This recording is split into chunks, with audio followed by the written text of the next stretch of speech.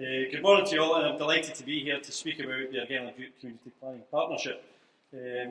As Micah says, I'm the local senior officer and commander for Fire and Rescue Service here within Argyll and Bute, and I'm currently the Vice Chair of the Community Planning Partnership. I share the chair with our partners in Police Scotland, and I'm delighted to welcome along today Helen Swan, the new Chief Superintendent and Police Commander for the area, who's with us in the audience today. So welcome along, Helen. The partnership provides a way in which the Fire and Rescue Service, as a key organisation within Argyll and Bute, can come together with others working in the area to look at ways in which we can better work together to deliver the services that the communities of Argyll and Bute both want and need. Working in partnership has never been more important. As Councillor Walsh has said, meeting challenges and delivering a prosperous future depends on everyone who has a part to play. One of our biggest strengths in Argyll and Bute is good, strong partnership working. We have an excellent track record, not just between organisations such as the CPP, but with our communities too. We have rightly been recognised and won awards for working together in a response to the severe weather conditions and emergencies that we've had over the years. This experience gives us a really strong foundation to build upon today as we look in more detail at the challenges and, more importantly, the potential solutions to economic and population growth. Over the past year, we've been working together to create a long-term community plan and single outcome agreement that we and other key partners can use to focus our joint working for the benefit of our communities in Argyll and Bute. We have considered population trends that Councillor Walsh has described. We have considered community needs and aspirations, and we have set out how we can work together to provide a future for communities in Argyll and Bute. The overall objective of the single outcome agreement is that Argyll and Bute's economic success is built on a growing population. To understand this, let's take a closer look at the population changes in our communities. The census in 2011 told us that the population of Argyll and Bute is around 88,000 people currently living here. Now this is a reduction, as Councillor Walsh has said, of 3.4 since the 2001 census, and future projections suggest further reductions still to come. The census also told us we have a higher population of aged over 65 than any other authority in Scotland. Now, this needs to be balanced with more growth and retention within our younger age groups. Population change has differed across the area.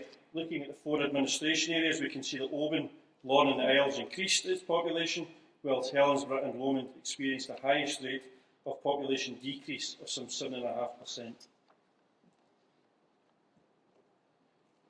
Showing population, further details on the change at a local level can be seen in the table here. It shows us how our main areas of population are all changing, some quite significantly. We can see that Bute's population decline has been around 10%, with the biggest change in Lomond and North at 17.4%, whereas there have been small growth areas of around 2% in South Kintyre, with the largest growth area being in Oban South and the Isles, with an increase of some 7.7%. Now, two things are clear from our understanding of the 2011 census and our engagement with communities earlier this year. One, the main outcome of our long-term plan is that Argyll and Bute's economic success is built on a growing population. And as a community planning partnership, we have agreed to work together over the next 10 years, so it's not a one-off, for the next 10 years to realise this ambition. And two, we need place-based solutions through community planning to take into account that different areas will need different solutions, sometimes to tackle the same problem. We know that solutions will involve interrelated actions. Increasing and improving employment opportunities requires investment to ensure infrastructure is not a barrier to growth. And it is important that support for education, skills and training creates an opportunity and an appropriately skilled and experienced workforce. These are all critical to people choosing to live in and not leave Argyll and Bute. In developing our plan and outcomes for the partnership, we engaged with the community earlier this year to understand the perspective and the issues, challenges to population within Argyll and Bute. During these sessions, people told us in deciding to live in Argyll and Bute, family connections and lifestyle were considered the two main factors. Employment was the most important consideration, prompting people to either leave, stay or move to the area. And access to services and good infrastructure were also considered important to attract people to stay in the area. Communities also told us that it wasn't just job numbers that are important. Job security, job quality career prospects and having access to more than seasonal work are important, as is the pay and ability for businesses to create jobs. Our young people also raised a lack of part-time jobs available for teenagers as a key issue for them. Despite the large geographical area and number of communities within different areas and different parts of the population shared similar aspirations, concerns about the future for Argyll and Bute. The differences in responses were more a matter of emphasis than of subject. So in order to realise our overall ambition for economic growth and a growing population, our community planning partners are focused on working together on these 6 critical outcomes. They're on the slide here today and include economic growth, infrastructure, healthy and active communities, skills, young people, and safer and stronger for the area to prosper in. We have made significant efforts in partnership working across these outcomes and have much to build upon. Our partnership working includes the Council, Argyll College and the University of Highlands and Islands developing proposals for a teacher training course in both English and Gaelic. This will create future employment opportunities for local graduates and help address local recruitment issues. We also have partners from the Council, NHS Highland and a wide range of social care providers from the third and independent sectors working together to develop the delivery of care at home services, given the significant recruitment and geographic challenges across our diverse communities.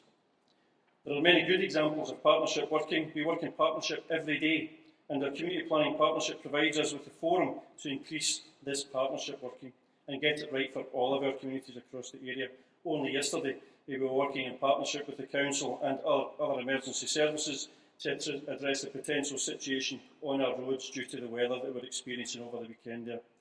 Today and tomorrow we will continue planning and acting in partnership working for all of our work across this area and ensure that we are always ready to respond as a partnership.